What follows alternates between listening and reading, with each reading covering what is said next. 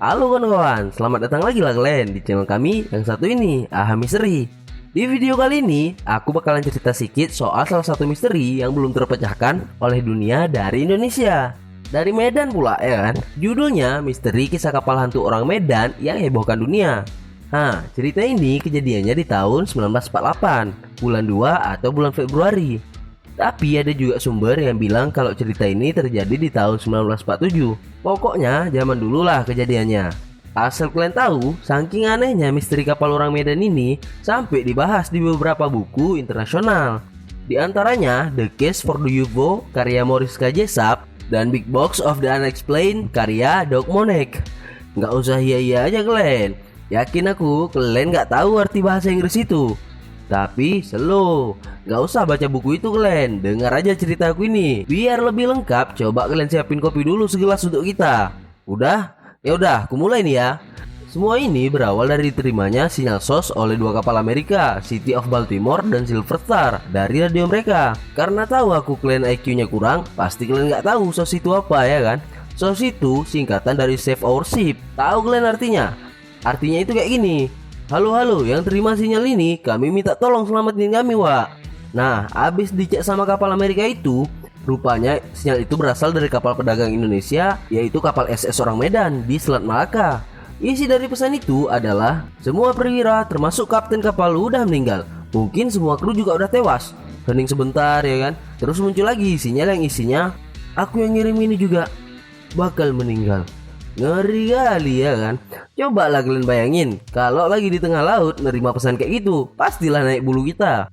Abis ngedengar pesan ini, Silver Star yang posisinya paling dekat dengan kapal orang Medan pun berusaha melacak titik tersebut. Setelah ketemu tempatnya, mereka langsung cabut ke sana. Sesampainya orang ini di lokasi, kapten dari Silver Star nyuruh para awak buat ngecek kayak mana keadaan di dalam kapal. Weh, kalian cek dulu kapal orang Medan itu, kata dia. Cuman dalam bahasa Inggris lah ya kan, nggak mungkin bahasa Indonesia, kapal orang Amerika itu. Terus waktu dicek, rupanya kondisi kapal sangat mengenaskan. Semua awak kapal orang Medan udah meninggal dalam kapal. Tapi anehnya mereka nggak meninggal dalam kondisi bersimbah darah. Kapalnya pun masih bagus-bagus saja. Bentuknya masih utuh dan nggak ada yang hancur.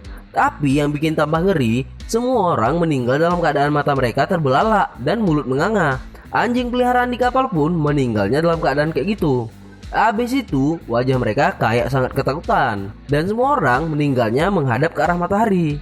Hal yang gak normal lain adalah kondisi kapal yang sangat dingin. Padahal di luar cuacanya lagi panas-panasnya. Ngeri kali ya kan. Semua keanehan yang gak bisa jelasin ini akhirnya dilaporkan ke menara kontrol mereka. Dan mereka diperintahin buat nyoba ngenarik kapal orang Medan ke pelabuhan terdekat buat diselidiki lebih lanjut. Tapi muncul lagi keanehan yang gak masuk akal. Waktu mau dibawa, tiba-tiba muncul kepulan asap dari bagian dek kapal orang Medan ini.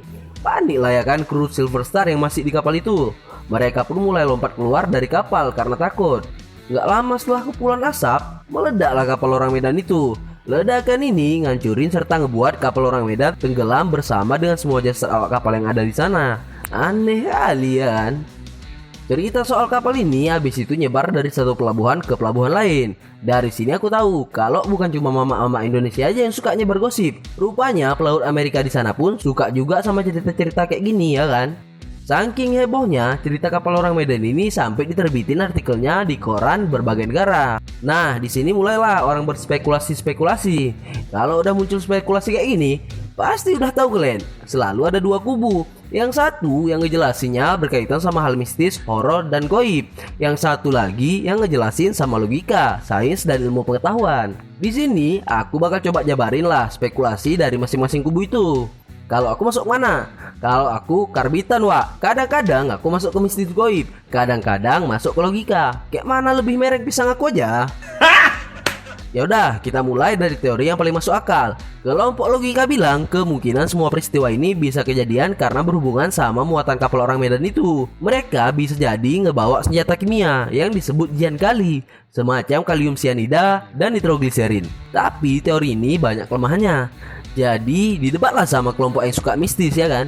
Kalian sok tahu kali. Kalau memang karena itu, kenapa awak kapal Silver Star yang nyelamatin gak keracunan coba? Mereka kan masuk juga ke kapal, tapi selamat semua. Juga lagi ditambah orang ini ya kan, pada masa perang kayak gitu gak semudah itu bisa bawa zat kimia.